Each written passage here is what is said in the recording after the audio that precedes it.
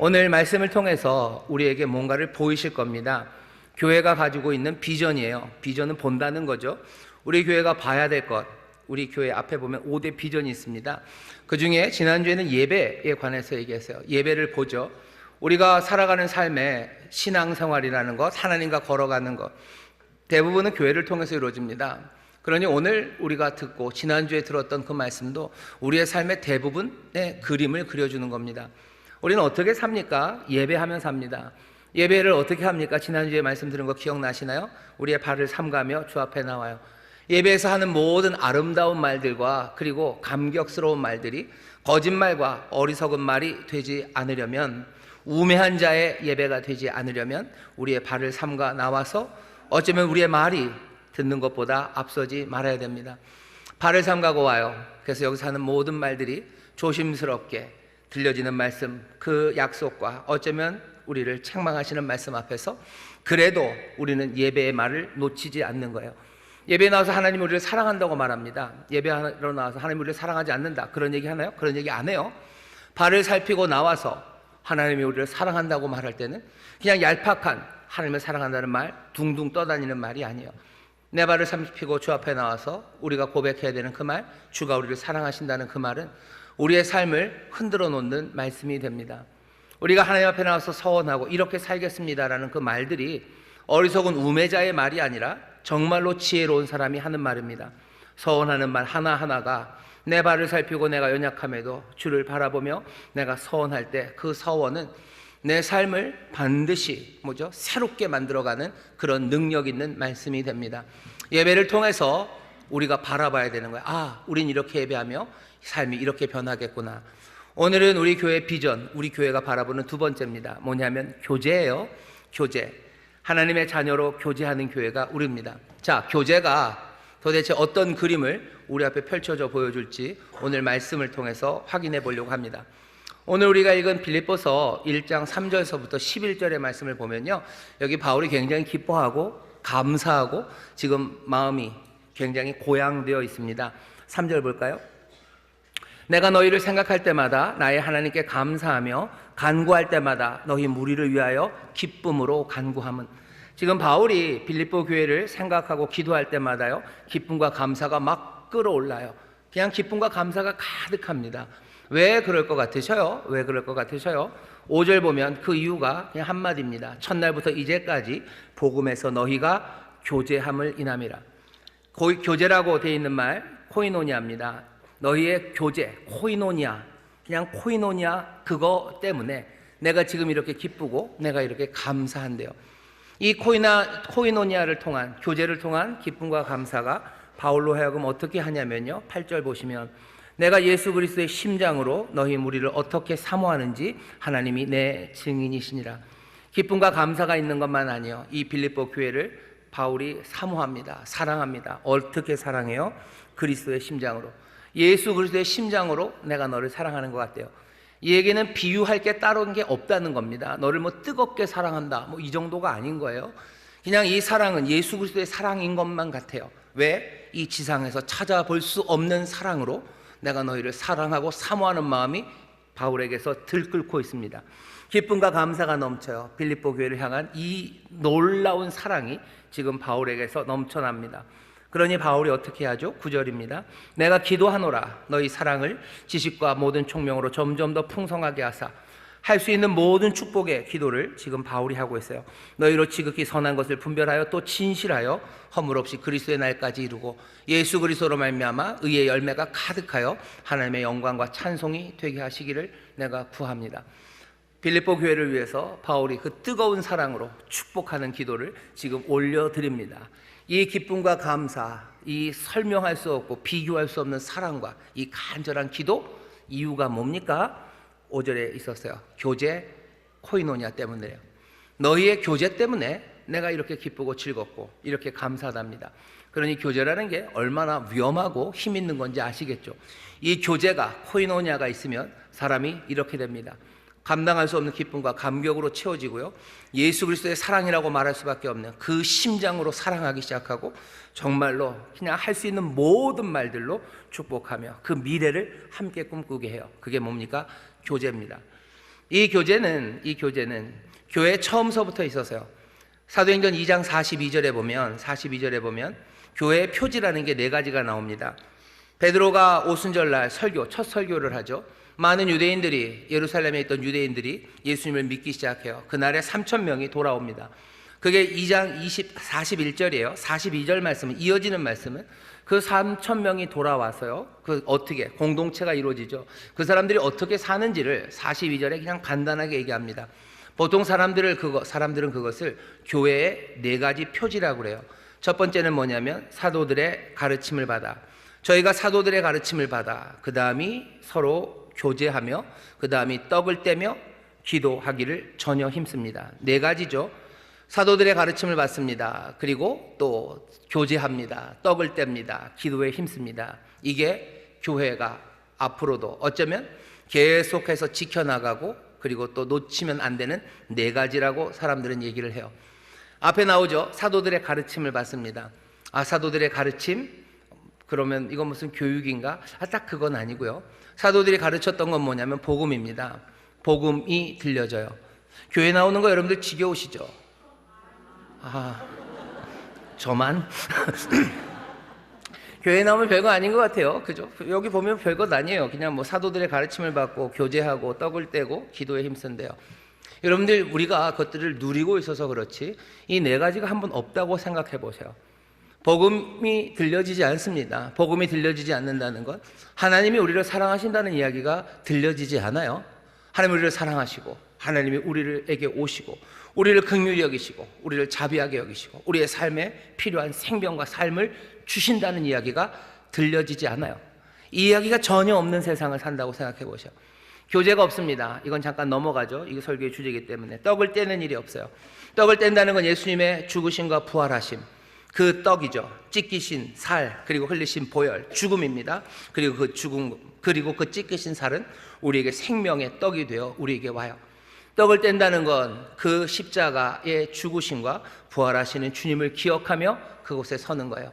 그 기억이 없고 그 부활의 생명이 우리에게 없다면 우리의 삶이 어떨 것 같으셔요?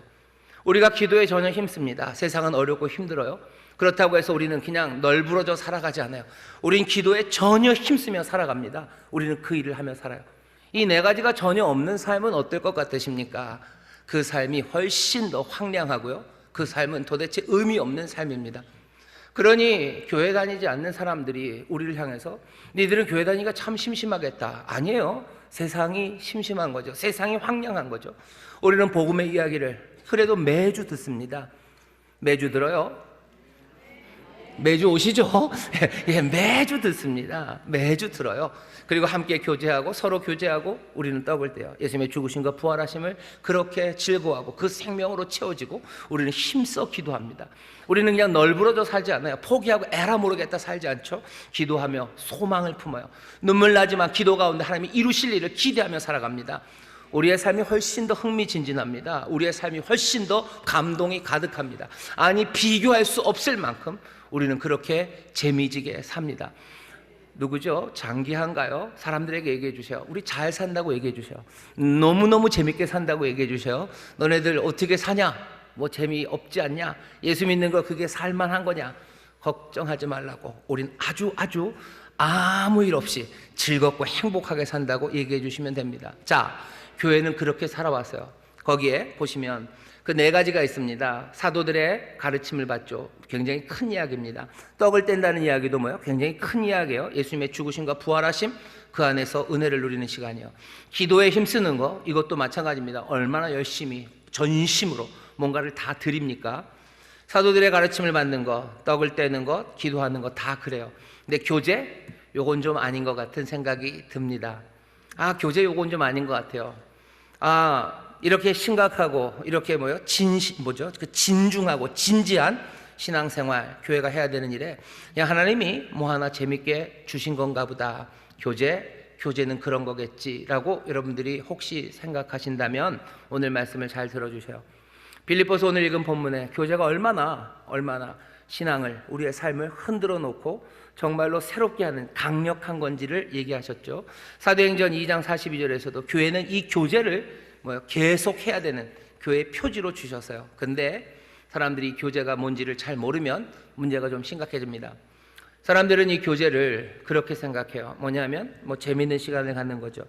재미있는 시간을 함께 갖는 것, 서로 친해지는 뭔가를 누리는 것, 그것이 교제라고 생각합니다. 그런데 생각하는 분들이 있고 생각하는 시대가 있고 그리고 생각하는 지역이 있습니다. 하지만 신약 성경을 쭉 보면요, 이 교제라는 것이 한 번도 그런 식으로 얘기된 적이 없습니다. 우리는 근데 왜 교제를 그렇게 재미있는 시간을 가지는 것, 친해지는 순간들을 갖는 것 그렇게 생각합니까? 그냥 우리가 교제라는 말, 코이노니아라는 말을 오해하기 때문이요. 그 말에 대해서 깊이 생각해 보지 않았기 때문입니다. 영어로는 이 코이노니아라는 헬라어를 펠로우십 이렇게 번역을 많이 해요. 펠로우십이죠. 아니면 사귐 이런 식으로 번역을 해요. 그러면서 교회 오면 즐겁고 재밌고 세상에 나가서 오늘 우리 교회 5대 비전 중에 두 번째처럼 하나님의 자녀로서 교제, 우리가 하나님의 자녀로서 교제하는 거지 세상 사람들처럼 교제하지는 않습니다. 간단하게 말하면 세상 사람들은 술 먹어야 춤추지만 우린 술 안 먹고도 잘 춤출 수 있습니다. 그런 정도로 세상은 뭔가 굉장히 자극적이고 퇴폐적인 걸 하며 즐거워하지만 우리는 그냥 수건 돌리기를 하면서도 즐거워할 수 있습니다. 우리는 아주 건전하고, 그죠? 건전하게, 그리고 죄와 상관없이 하나님의 자녀답게 즐거움을, 재미를 누립니다. 라고 교제를 생각하는 사람들이 있어요. 좋습니다. 좋은 일이에요. 세상에 퇴폐적이고 아니면 세상에 혼미한 그런 즐거움 말고 교회 안에서 건전하게 즐겁게 즐거움을 누리는 것, 그거 좋은 일이에요. 왜냐하면 하나님이 우리에게 주신 선물입니다. 좋은 사람들과 좋은 시간 갖고 즐거운 시간 갖는 것 하나님이 주신 선물이죠. 하지만 가만히 생각해 보셔야 돼요. 그런 건전한 즐거움이 교회 안에만 있는 것은 아니죠. 바깥에도 얼마든지 건전하고 그리고 즐겁고 행복한 모임들이 있습니다. 그러면 어떻게 되는 거예요? 그들은 그들대로, 우리는 우리대로, 그 정도쯤 되는 겁니까? 하지만 생각해 보세요. 그냥 좋은 사람들과 즐거운 삶을 가진 게 바울이 빌립보서 1장 오늘 말씀에 있는 것처럼 그 마음의 기쁨과 감사가 그냥 사랑이 아니라 예수 그리스도의 심장으로 사랑하는 그 사랑이 이 사람들의 미래가 온전해지기를 그렇게 정성을 다해서 기도할 만큼 그런 일들이 됩니까? 그냥 수건 돌리기를 하고 놀았어요. 즐겁죠. 행복한 시간입니다. 하나님이 주신 선물이에요. 하지만 그게 교제일까요? 사도행전 2장 42절에서 말했던 그 코이노니아, 사도들의 말씀을 듣고 서로 교제하고 떡을 떼고 기도에 힘쓰는 그 안에 들어갈 수 있는 그 교제일까? 사람들은 반대로 얘기하는 거죠. 그렇다고 말하는 거예요. 그렇지. 우리가 즐겁게 하는 게 그렇게 중요한 건지 몰랐네. 우리가 그렇게 즐거운 시간을 가지면 우리가 사랑이 솟아나겠네. 아니, 그건 우기는 겁니다. 왜냐하면 코이노니아, 교제라는 말을 우리는 그냥 즐거운 시간을 가지는 거로 생각하지만 성경에서 한 번도 그런 식으로 이야기해 본 적이 없습니다. 있을 것 같죠? 없습니다. 찾으면 얘기해 주셔요. 찾으면 얘기해 주세요. 성경 어디에 하나님의 사람들이 함께 모여서 술래잡기를 하고 하나님의 사람들이 함께 모여서 수건 돌리기를 하면서 그것을 교제라고 말한 데가 있는지 한번 찾아보셔요. 없어요. 교제라는 건 그거보다 훨씬 더 큰 얘기입니다. 교제라는 건 그거보다 훨씬 더 아름다운 이야기예요. 그리고 사실은 그것보다 훨씬 더 즐겁고 기쁜 이야기가 교제입니다. 오늘 이 복된 교제에 대해서 말씀을 나누려고 합니다. 먼저는 그렇게 생각하기 시작하셔야 돼요. 교제, 이 코이노니아는 우리에게는 굉장히 낯선 말입니다. 심지어 코이노니아가 낯설 뿐만 아니라요, 교제라는 말도 굉장히 낯서요. 우리가 지금 요즘에 교제라는 말을 쓰는 데는 어디에 있어요? 이성교제 그 정도예요. 그리고 교회에서 여러 가지 즐거운 일들을 우리는 교제한다고 말하는 거, 그거 말고 교제란 말을 그렇게 쓰지 않아요. 하지만 예수님 당시나 바울이 이 빌립보서를 쓸 때 요때 코이노니아, 교제라고 번역된 다른 식으로도 번역될 게 많지만 코이노니아라는 이 말은요 그렇게 종교적인 얘기가 아닙니다. 코이노니아는 그냥 일상적인 일반적인 언어예요. 사람들이 쓰는 말입니다. 뭘 가리킬 때요? 사업의 동반자 가리킬 때 씁니다. 오늘 설교의 제목으로 해놨죠. 좋은 동업자들, 그냥 같이 일하는 사람들, 이 사람들을 뭐라 그래요? 코이노니아라고 그래요. 그 코이노니아들 거기다 명사형 사람처럼 쓰여지는 코이노니아를 사람처럼 동업자처럼 쓰는 그런 명사로 쓸 때는요, 그냥 동업자들이 되는 거고요. 그냥 코이노니아가 뭔가 추상적인 명사형이 되면요, 그냥 그 공동체성 아니면 동역자성, 함께함 뭐 이렇게 됩니다. 그러니까 코이노니아가 뭐 추상 명사로 쓰일 때도 있고요, 사람들로 말할 때도 있어요. 하지만 함께 갖고 있는 의미는 그 공동, 공유됨, 동반자, 함께 살아감, 함께 수고함, 그냥 그 의미가 코이노니아에 있는 겁니다. 그러니 여기에는 뭐 즐겁게 논다는 건 없어요. 동역자들, 동업자들이 같이 즐겁게 놀 수는 있죠. 하지만 그것은 그냥 한 부분일 뿐이에요. 함께 한다는 건, 또 코이노니아라는 건 동역자들 사이에서 훨씬 더 깊은 이야기를 우리에게 말합니다. 이 헬라어로 코이노니아라는 말을 쓸 때 코이노니아가 어떻게 쓰인 적이 있냐면요, 결혼, 그렇죠? 결혼 관계, 이걸 코이노니아라고 불러요. 결혼 관계라는 말이 있어요. 근데 그 말을 뭐라고 불러요? 코이노니아라고도 부릅니다. 이게 우리에게 가르쳐 주는 바가 있습니다. 결혼은 뭐죠? 남편과 아내 두 사람이 하나가 되는 거예요. 아담과 하와가 둘이 한 몸이 됩니다. 한 몸이 됐다는 게 무슨 암수 동체가 되었다는 게 아니죠. 둘은 여전히 각각입니다. 하지만 둘은 얽혔어요. 하나의 공동체가 되어서 하나의 삶을 살아갑니다. 그게 코이노니아예요. 그림은 그런 거죠. 공동으로 살아가는 거예요. 공동으로 수고하는 거예요. 그게 코이노니아입니다. 이 코이노니아는 그래서 어떤 식으로 나타나냐면요, 구약에서도 코이노니아가 나타납니까? 이 교제가 나타납니까? 구약에는 교제라는 말, 코이노니아라는 말은 당연히 없어요. 왜? 코이노니아는 헬라어죠. 구약은 히브리어로 쓰여졌기 때문에 이게 딱 매치가 되지 않습니다. 코이노니아라는 말이 영어로 바뀌기도, 한국말로 바뀌기도 어려운 것처럼 당연히 히브리어로 바뀌기도 어려워요. 하지만 함께 살아감이라고 얘기하기 시작하면 이 코이노니아, 교제라는 말을 구약에서 어느 정도 찾을 수 있습니다. 그 중에 하나가 언약이라는 거예요. 하나님과 우리 사이에 언약을 맺습니다. 언약이라는 건 그냥 새끼손가락을 거는 게 아니죠. 하나님과 우리의 사이가 언약 관계다, 코이노니아의 관계다라고 말하는 것은 상호 신뢰입니다. 하나님은 우리를 신뢰하셔요. 언약을 맺을 땐 그렇습니다. 그리고 또 뭐예요? 우리도 하나님을 신뢰해요. 우리가 하나님을 믿지 못하면 언약을 맺겠습니까? 하나님이 우리를 믿지 못하면 언약을 맺으시겠습니까? 하나님은 우리에게 그냥 명령한다고 하지 않으셨어요. 하나님은 우리와 언약을 맺는다고 하셔요. 언약은 상호 신뢰입니다. 언약은 또 어떤 의미가 있어요? 위험을 무릅쓰고 관여하기 시작하는 거예요. 언약을 맺었다는 건 하나님이 우리와 언약을 맺으니 하나님은 우리의 삶에 관여하십니다. 위험을 무릅쓰고 관여하십니다. 무슨 위험이에요? 가슴 아플 위험이에요. 하나님이 신경 쓰셔야 되는 위험이에요. 우리가 못났기 때문에, 우리가 음란한 세대고 우리가 믿음직하지 못하기 때문에, 그런데도 불구하고 하나님이 언약을 맺으셨다는 건 하나님은 위험을 감수하시는 거예요. 감수하시고 그러게 관여하셔요. 그냥 한번 언약을 맺으면 착착착착 우리가 잘했으면 좋았겠죠. 하지만 그렇게 안 됩니다. 하나님 가슴 아파하셔요. 그리고 어떻게 하셔요? 오셔서 우리를 때리셔요. 우리를 때리시기도 하시고, 하나님 우리를 때리실 때 즐거우셔요? 하나님이 새디스트셔요? 우리를 때릴 때마다 킥킥킥 하면서 때리셔요? 내가 그럴 줄 알았다 킥킥킥 그러면 때리십니까? 하나님 우리를 때리실 때 하나님 아프셔요. 하나님 우리를 때리실 때 아프십니다. 그 위험한 일에 하나님이 관여하시는 거예요. 우리를 때리시고 또 뭐예요? 우리를 싸매셔요. 그리고 우리를 위로하십니다. 언약은 그런 거죠.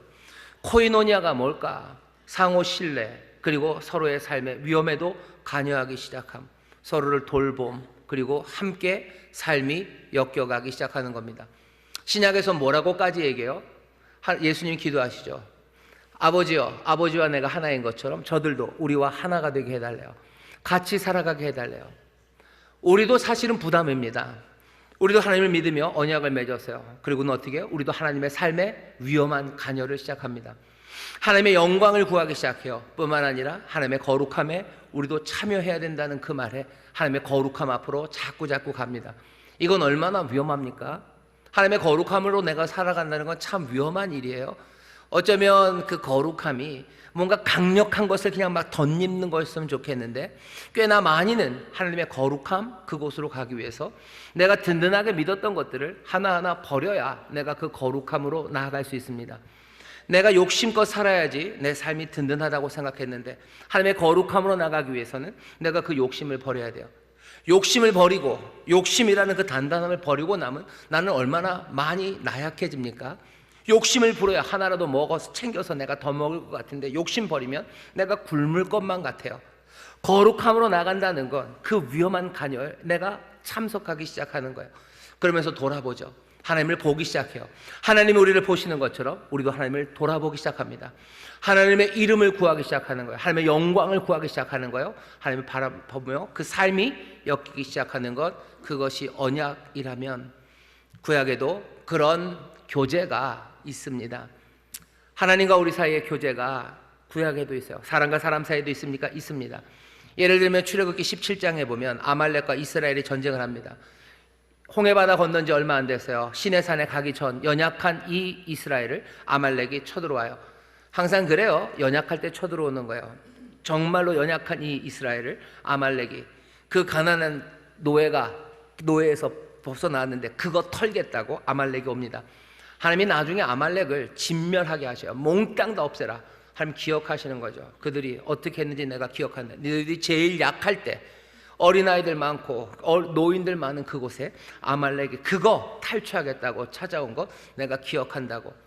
하나님이 그 싸움에서 이기게 하십니다. 여호수아가 나가서 싸워요. 모세는 산 위에 올라갑니다. 모세가 산 위에 올라가서 손을 들고 기도하면 이스라엘이 이겨요. 모세가 손을 내리면 이스라엘이 집니다. 모세가 그때 나이가 80이에요. 80세 된 노인이 한 10분, 20분이 어떻게 들고 있겠죠. 속으로 그러시는 모르는 소리. 그런데 이거는 아침부터 저녁까지예요. 어떻게 손을 듭니까? 못 들어요. 아론과 훌이 옆에서 모세의 손을 듭니다. 아론은 모세의 형입니다. 모세보다 나이가 더 많아요. 나이가 더 많은 형이 어쩌면 두 손이겠죠. 두 손으로 모세의 손을 듭니다. 훌은 그보다는 젊어요. 그래도 젊은이도 만만치 않은 일이에요. 모세의 손을 듭니다. 여기 지금 뭐가 이루어지고 있어요? 여기에서 코이노니아, 여기서 언약이 이루어지고 있어요. 언약의 관계입니다. 이 사람들은 상호 신뢰하는 거예요. 하나님의 일, 맡겨진 그 일을 위해서요, 위험을 무릅쓰고 지금 관여하기 시작하는 거예요. 서로에게 필요한 게 뭔지 돌아봅니다. 그리고는 서로 삶이 엮여가기 시작해요. 모세에게는 하나님이 어마어마한 과업을 주신 거죠. 손 들고 기도하라는 과업을 주신 거예요. 모세는 외롭습니까? 외롭지 않습니다. 그 사람은 지금 교제를 누리고 있어요. 코이노니아를 누리고 있어요. 함께 살아가요. 오늘 설교의 제목대로면 좋은 동역자들의 좋은 코이노니아가 거기에 있습니다. 그러니 언약이 그랬던 것처럼 교제, 코이노니아라는 것도 그렇게 매끈하지 않습니다. 코이노니아는 매끈하지 않아요. 교제는 매끈하지 않아요. 우리가 먼저 즐겁게 인디안 밥을 하고 즐겁게 게임하고 다 끝나는 우리의 즐거움의 교제가 그렇게 매끈할 거라고 생각하지만 성경에 말하는 교제는 그렇게 매끈하지는 않아요. 오히려 우리를 더 더럽게 합니다. 더럽다는 게 추하다는 건 아니에요. 하지만 우리에게 뭔가를 묻혀내는 게 교제입니다. 함께 살아간다고 생각해 보세요. 삶과 삶이 맞닿으면 나 말고 다른 사람의 삶이 나에게 묻는 거죠. 나에게 묻습니다. 교제하고 나면, 교제를 지나고 나면요, 어떻게 돼요? 그 사람의 무언가가 내게 묻어요. 교제를 하고 나면 나의 무언가가 그 사람에게 묻습니다. 달라진 거죠. 어떻게 해요? 지저분해진 겁니다. 모세만 땀 흘리는 것 아니에요. 아론과 훌 땀 흘립니다. 온 먼지를 뒤집어 쓰고 지치고 팔 아프고, 그 다음날 어떻게 됐을지 모르겠어요. 그 다음날 모세가 팔이나 들었을까? 모세가 며칠 동안 팔도 못 들었을 겁니다. 아론과 훌도 마찬가지였을 거예요. 교제는 그렇게 우리의 삶에 상처, 흔적을 남깁니다. 내가 누군가의 삶을 돕기 위해서 좋은 동업자예요. 내 동업하는 이 사람이 어려움에 처했어요. 그럼 어떻게 해야 되죠? 내가 있는 것들로 도와야 되죠. 내 기술로, 내가 가진 자본으로 도와야 됩니다. 그 얘기는 내 삶에 상처가 나는 거예요. 내 삶에 기스가 나는 거죠. 금이 가는 거죠. 그리고 내가 있는 것들이 더러지는 겁니다. 교제는 그래요. 신약으로 오면 더 놀라운 이야기를 우리에게 알려주십니다. 고린도전서 1장 9절을 보면 이렇게 되어 있습니다. 너희를 불러 그의 아들 예수 그리스도 우리 주로 더불어 교제케 하시는 하나님은 미쁘시다. 우리를 불러내셨어요. 하나님의 자녀로 불러내셨어요. 복음으로 우리를 불러내시죠. 그러고는 어떻게 하셔요? 그의 아들 예수 그리스도로 더불어 교제하게 하셔요. 예수님과 교제하게 하셔요. 그리고 또 우리끼리 교제하게 하셔요. 누가? 하나님이, 신실하신 하나님이 우리를 불러내어 우리로 교제하게 하신대요. 왜 이런 이야기를 합니까? 우리를 죄로부터 불러내셨어요. 죽음으로부터 불러내셨어요. 복음이 말하는 바는 죄와 악은 우리의 삶을 몽땅 다 갈갈이 찢어 놓습니다. 하지만 하나님은 찢어 놓는 하나님이 아니셔요. 화목케 하셔요. 봉합하십니다. 그리고는 어떻게 해요? 함께 살아가게 하셔요. 한 몸을 이루게 하시고 한 생명으로 살아가게 하시는 것, 그것이 복음이 하는 일이에요. 그러니 사도들의 가르침이 복음이라면요, 그 복음은 그냥 2장 42절이 사도행전 2장 41절 어쩌다 그냥 나열한 게 아닐 수도 있습니다. 그건 순서가 그렇게 되는 것 같아요. 복음이 우리를 교제하게 해요. 여기 고린도전서 1장 9절은 딱 그 얘기입니다. 우리를 불러내시죠. 복음으로 불러내셔서 예수 그리스도와 더불어 교제하게 하시는 하나님은 미쁘셔요. 복음을 들은 사람들은 교제합니다. 복음을 들은 사람들이 하는 일이 교제입니다. 한 몸 만드시고 한 생명 만드셨어요. 동역자가 되게 하셨어요. 하나님의 자녀로 교제한다는 우리 교회의 그 비전은 그냥 세상처럼 그렇게 무슨 날라리처럼 아주 그냥 퇴폐적으로 우리는 교제한다는 뜻이 아니라 이제 하나님의 자녀로서, 하나님의 가족으로서 한 몸, 한 생명, 뭔가 딱 달라붙어서 암수 동일체가 된 건 아니에요. 하지만 우리가 하나가 되었죠. 그 하나 안에서 한 동역자로, 한 가족으로 우리는 함께 살아가기 시작하는 거예요. 함께 고생하고 함께 묻습니다. 함께 삶을 덜어내고 또 함께 받으며 살아갑니다. 왜? 복음이 이 일을 가능하게 한 겁니다.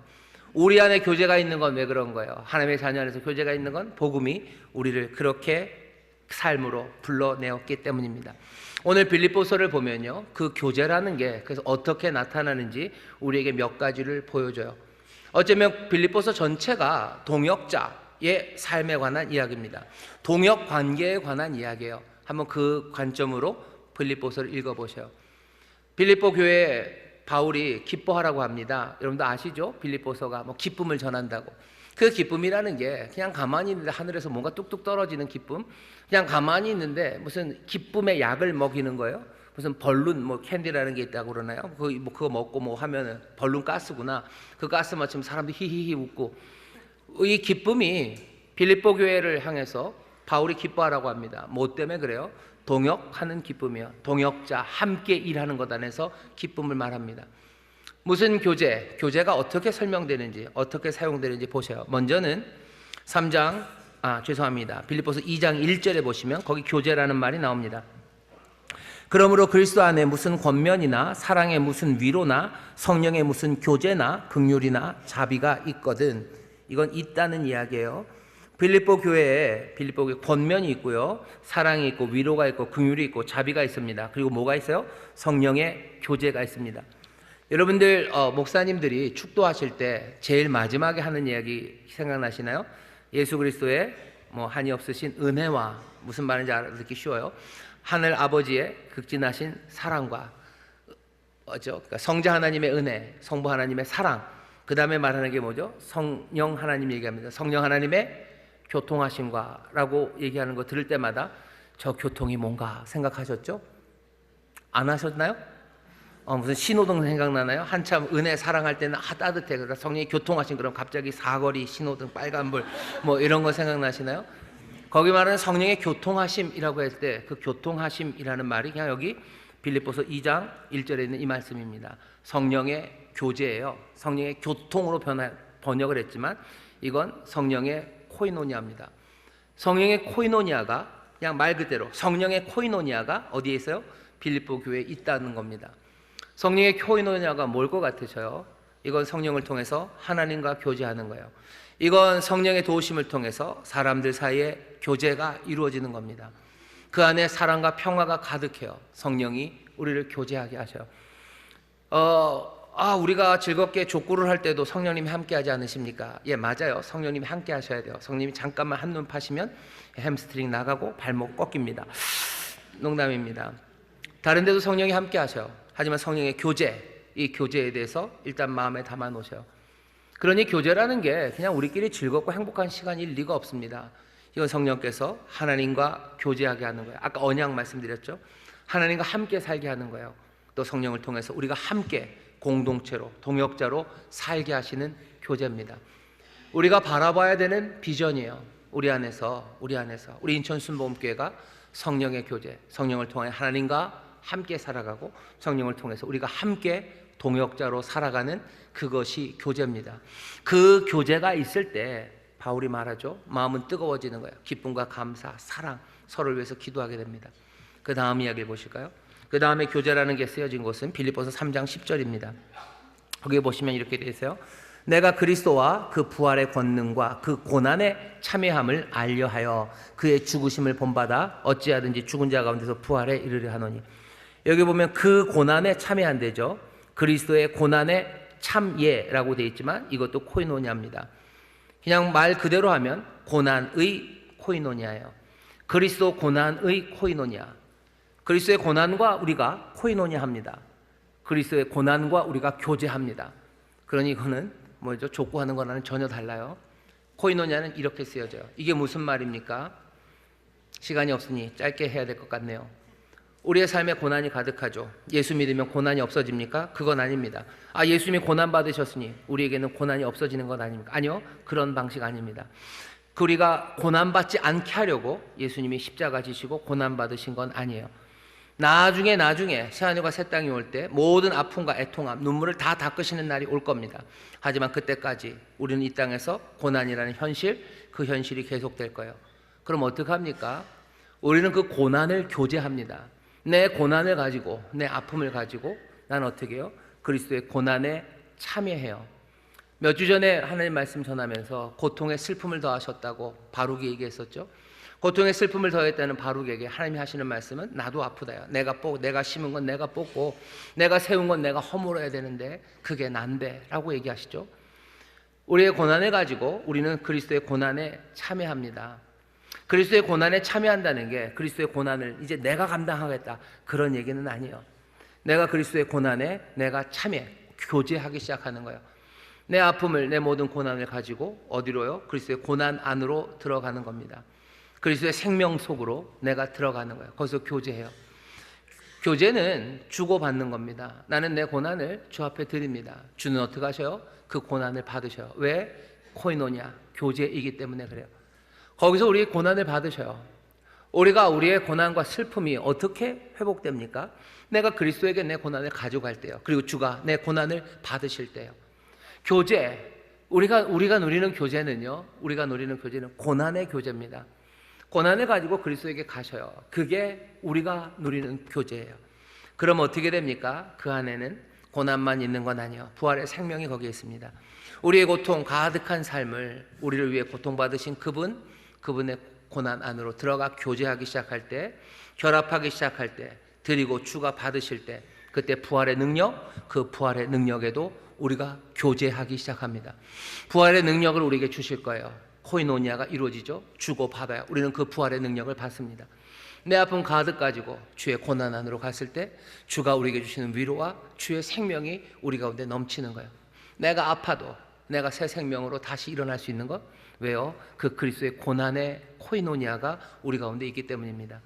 놀라운 건 이 고난의 코이노니아는요, 거기서 끝이지 않습니다. 다른 사람들의 괴로운 삶, 그 삶에 우리가 코이노니아 참여하기 시작해요. 빌립보서 보시면 4장 14절입니다. 그러나 너희가 내 괴로움에 함께 참여하였으니 잘하였도다.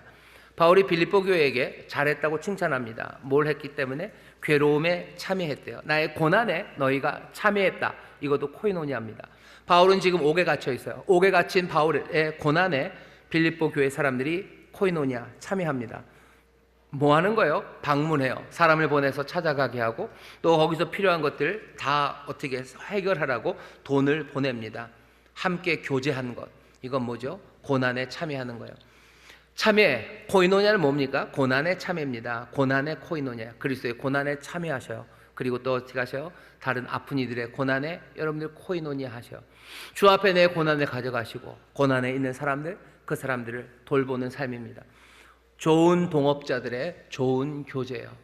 내 가족이, 내 동업자가 힘들고 아픈 상황에 처합니다. 그럼 여러분들 좋은 동역자는 어떻게 해야 됩니까? 좋은 동업자는 어떻게 해야 돼요? 그 문제 해결하러 가는 거예요. 내가 가진 거 가지고 가는 거죠. 빌립보서에서 교제는 그렇게 쓰여요. 코이노냐, 빌립보서에서 하나만 더 하면 오늘 우리가 읽은 1장입니다. 1장 본문 보면 뭐라고 되어 있죠? 첫날부터 이제까지 복음에서 너희가 교제함을 인함이라. 여기 복음에서 교제했다는 건 그냥 복음의 교제입니다. 복음의 교제. 복음의 교제가 뭐예요? 바울이 복음을 증거하는 그 일에 이 사람들이 함께 참여합니다. 1장 7절에 보면 참여한다는 말이 나와요. 참여한 자, 이것도 코이노니아 하는 사람입니다.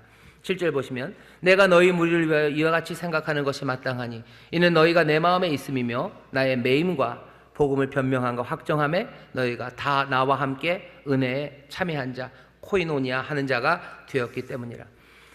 빌립보 교회는 복음에 참여합니다. 복음 증거하는 일에 참여합니다. 코이노니아는 그런 거예요. 복음을 전하는 수고에 참여하는 거예요. 즐거움만은 아니죠. 그러니 적어도 빌립보 교회에서 교제가 뭔지 지금 바울이 우리에게 보여줘요. 적어도 빌립보 교회의 그 교제가 우리 가운데 있어야 되고요. 그리고 더 나아가서 교제라는 건 이런 거구나 하는 것들을 우리가 감을 잡으면 됩니다. 우리 교회는 교제하는 교회예요. 하나님의 자녀로서 교제하는 이 복음의 교제가 넘쳐나게 될 줄 믿습니다. 그러니 복음이라는 건 죄송합니다. 교제라는 건 선택이 아니에요. 이건 필수입니다. 우리가 즐거운 시간을 갖는 건 선택이에요. 그죠? 교회가 아니면 성도들이 어디 지금 뭐죠? 한창 이제 단풍이 들 때가 됐는데 어딘가 들었겠죠. 중앙공원에도 단풍이 들었다고 얘기를 하더라고요. 중앙공원 어딘지 모르시나요? 우리 교회 앞에 뭐 세상에서 두 번째로 좋은 센트럴 파크입니다. 뉴욕에 하나 있고 그 다음에 여기에 있는데요. 여기 단풍이 좀 들었을 거예요. 성도들과 함께 거기서 즐겁게 단풍 구경하시고 걷는 거 그거 좋습니다. 하지만 그건 선택적이에요. 안 해도 큰일 나진 않습니다. 왜? 여러 가지 이유 때문에 못할 수도 있고요. 안 해도 돼요. 하지만 우리가 지금 말하고 있는 이 교제는요 그냥 선택이 아니에요. 이건 임의로 선택할 수 있는 게 아니에요. 이건 필수입니다. 이건 반드시 해야 되는 거예요. 복음이 우리를 한 삶으로 불러내셨어요. 그리고 우리에게 이 교제를, 이 코이노니아를 명합니다. 이 교제는 재미로 하는 게 아닙니다. 복음의 의무입니다. 하나님이 한 삶으로 불러내셨어요. 그리고는 우리가 언약 안에 살아가는 것처럼 우리는 이 교제 안에 살아갑니다. 우리는 함께 주고 받으며 살아가요. 함께 살아갈 수 있도록 채우며 살아가요. 책임지며 살아가는, 신뢰하며 살아가요. 그게 우리 안에 이루시는 교제의 모습이에요.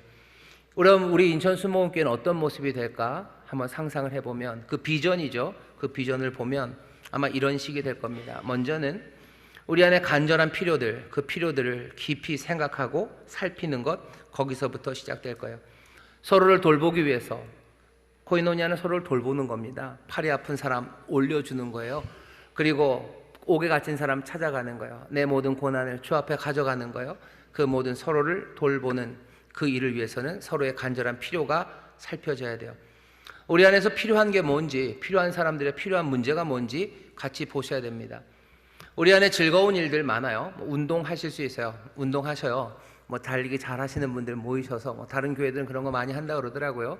그래서 모여서 몇 킬로씩 뛰시고 즐겁게들 하신대요. 교회만 아니고 밖에서도 그런 일들 많이들 하십니다. 멋진 옷 입으시고 멋진 운동화 입으시고 또 멋진 옷 입고 멋진 운동화 신은 김에 사진도 찍으시고 그러면서 즐겁게 하셔요. 교회가 그 일 할 수 있습니다. 하지만 아까도 말씀드린 그건 교제는 아니에요. 해도 되고 안 해도 됩니다. 하지만 해야 되는 일은 뭐예요? 운동을 하려거든 여러분들 우리 앞에 그리고 우리 주변에 운동해야 되는 사람들이 있어요. 걸어야 되는 사람들이 있습니다. 걸어야 되지만 걷지 못하는 분들, 걸어야 돼요. 근데 걷지 못해요. 여러 가지 이유로. 그럼 어떻게 하셔야 돼요? 함께 걷고 함께 운동하는 거. 그게 교제입니다. 아마 멋진 옷 입고 멋진 곳을 뛰지는 못할 거예요. 하지만 아파서 제대로 더 걷지 못하는 분들 운동시키기 위해서 내가 그들과 걷는 것, 그런 게 교제입니다. 좋은 가족들, 믿음 안에 좋은 믿음의 가족들 함께 모여서 아이들과 함께 즐겁게 노시고 행복한 시간들 가지셔요. 하나님이 주신 분명히 복입니다. 그 은혜를 놓치지 마세요. 즐겁게 행복한 시간들 가지셔요. 하지만 우리가 교제한다고 할 때는 아이들과 함께 행복한 시간 갖는 거는 누구에게요? 정말로 그 일이 필요한 사람에게 그 일 해주시면 좋겠어요.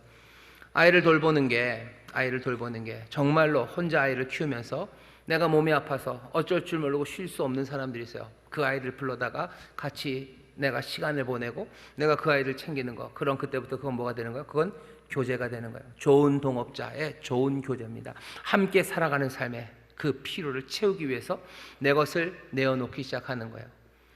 뭐 음식 즐겁게 만드실 수 있어요. 밖에 나가면 뭐 쿠킹 클래스 이런 거 많이 하시죠. 멋진 에이프런 입으시고 뭐 쓰시고 흑백 요리사처럼 그렇게 즐겁게 요리하면서 행복한 시간들 가지십시오. 하지만 정말로 우리의 교제가 되기 위해서는 뜨뜻한 밥 한 그릇 먹기 어려운 사람들이 있어요.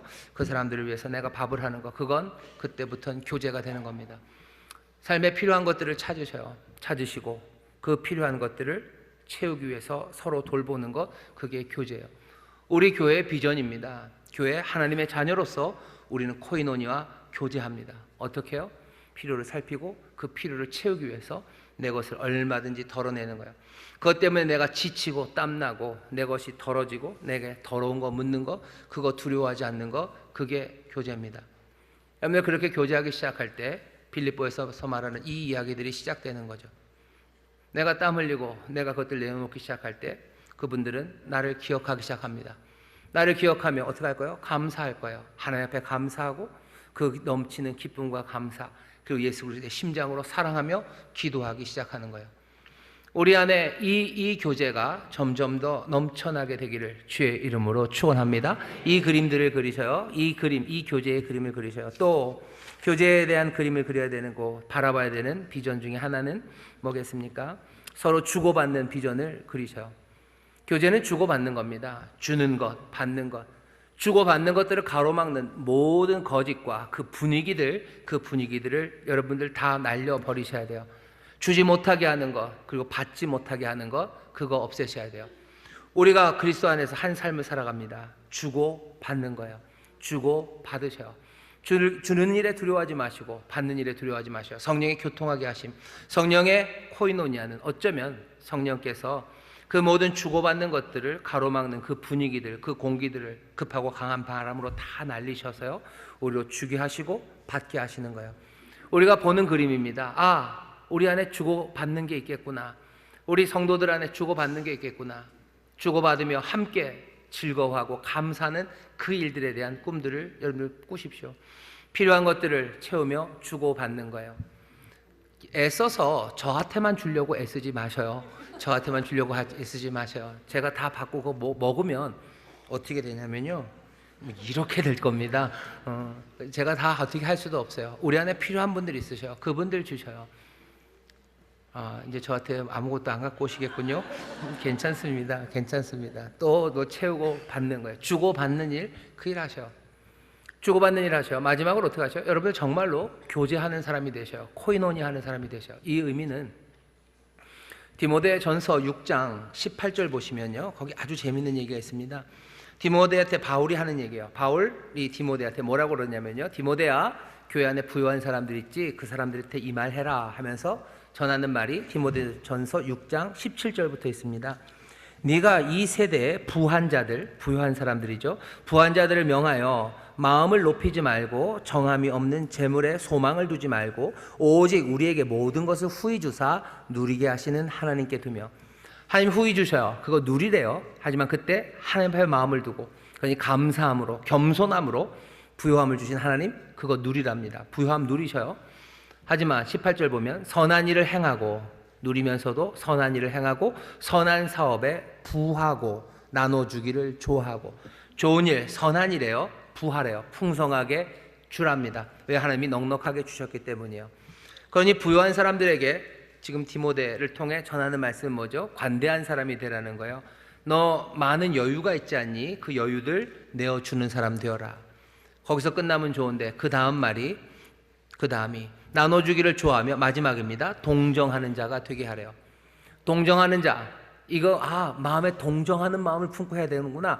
이건 우리 멋대로 이해하는 거예요. 그렇게 하고 동정하는 자가 되라 할 때 쓰여진 말이 딱 코이노니아입니다. 코이노니아 하는 사람이 되래요. 코이노니아 하는 사람? 이게 뭘까? 앞과 분명히 다른 이야기예요. 넉넉하게 여유 있는 것들을 관대하게 나눠주는 사람 되라. 그리고는 어떻게 하래요? 코이노니아 하는 사람이 되래요. 이 얘기는 어쩌면 여유에 관한 이야기가 아닐 겁니다. 너희가 여유 있는 거, 그거 하나님이 주신 거 나눠주는 사람 되라. 하지만 하나 더 가라는 거죠. 어떻게? 코이노니아 하는 사람이 되래요. 교제하는 사람 되라. 네가 가진 여유분 말고요, 네가 지금 필요로 하고 네가 지금 써야 되고 지금 너도 있어야 되는 그것, 그것 가지고 나누는 사람이 되라고 말씀하시는 거예요. 좋은 동업자는 내가 가진 여유만으로 주는 사람은 아닙니다. 어쩌면 내가 여윳돈으로 도와주는 사람 아니에요. 정말로 책임지기 위해서요. 그냥 내 것을 덜어서 줘야 되는 사람이 좋은 동업자죠. 정말로 제대로 된 교제하는 코이노니아 하는 사람, 정말로 교제하는 사람, 삶을 함께 하시는 분, 우린 예수 그리스도를 알아요. 예수님 오셔서 남아있는 피를 우리에게 던져주신 거 아니에요. 남은 생명을 우리에게 던져주신 거 아니에요. 예수님의 물과 피를 우리를 위해서 쏟으셨어요.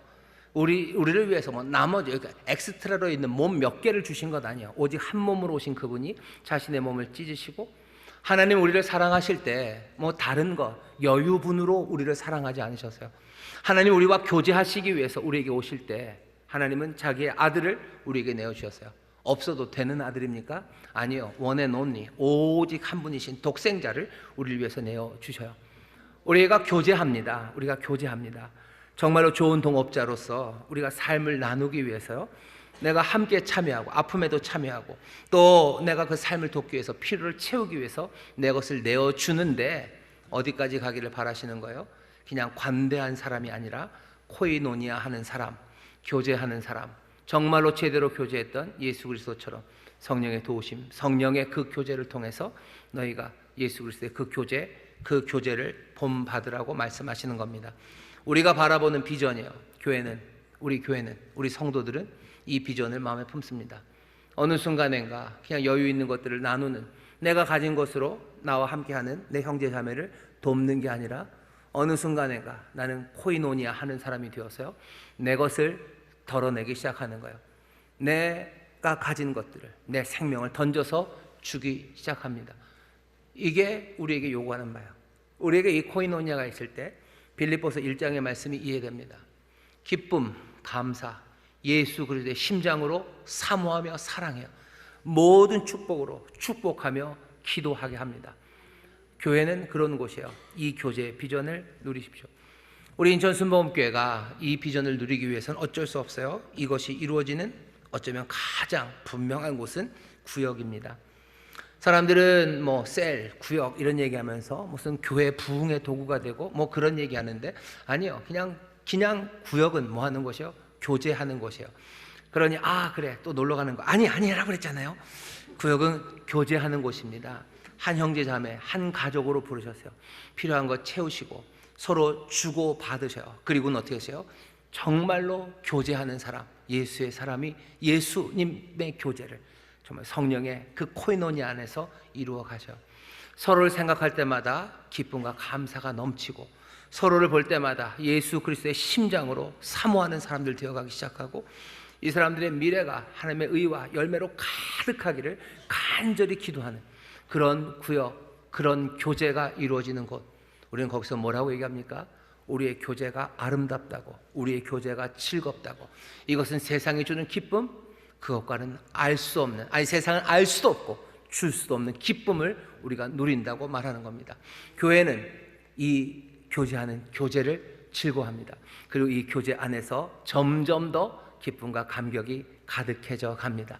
이 귀한 은혜를 우리 모두가 다 함께 누리시기를 주의 이름으로 축원합니다. 이 비전을 함께 품으시기를 주의 이름으로 축원합니다. 기도하겠습니다. 하나님 감사합니다. 우리 교회의 비전입니다. 교제하는 교회, 하나님의 자녀로서 한 가족으로 부르셨으니, 한 사명을 우리에게 맡기셨으니 정말로 좋은 가족, 좋은 동업자들처럼 정말로 서로가 서로의 삶을 책임지며 채우며 아버지 하나님 나가는 아름다운 교제가 우리 가운데 있게 하여 주옵소서. 우리 힘과 능으로 안 됩니다. 성령의 교제가, 성령의 코이노니아가 우리 가운데 있기를 원하오니 성령 안에서 성령의 도우심으로 용기 있게, 성령 안에서 은혜 가득하게 주여 이 교제를 누리며 이루어내는 우리 교회 모든 성도들 구역이 되게 하여 주옵소서. 감사드리며 예수님 이름으로 기도하옵나이다. 아멘.